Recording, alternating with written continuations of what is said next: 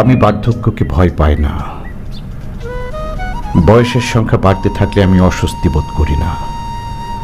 আমার ত্বকের কুঁচকে যাওয়া, চুলের রূপালী বর্ণ কিংবা হাঁটুর ব্যথা আমাকে বিব্রত করে না।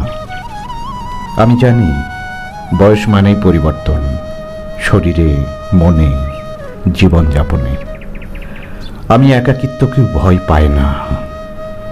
সময়ের সাথে আমি বুঝেছি একাকিত্বও কারো শাস্তি নয়, বরং নিজের সঙ্গে সময় কাটানোর আর এক নাম।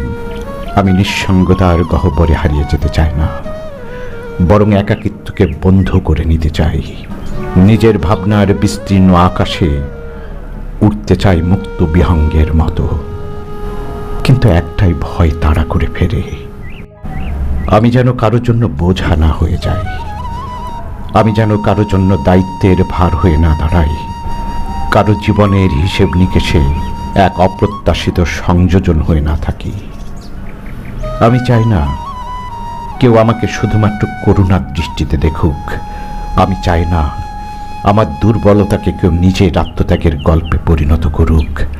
আমি চাই না আমার পার্থক্য কারো কপালে চিন্তার ভাঁজ হয়ে উঠুক। আমি চাই আমার বয়স হোক অভিজ্ঞতার সম্পদ, যার প্রতিটি দিন বয়ে আনবে নতুন উপলব্ধির আলো। আমি চাই বৃদ্ধ বয়সে আমি এক অগ্রন্থিত কবিতা হয়ে থাকি, যার প্রতিটি শব্দে থাকবে বেঁচে থাকার আনন্দ, জীবনের গভীরতা।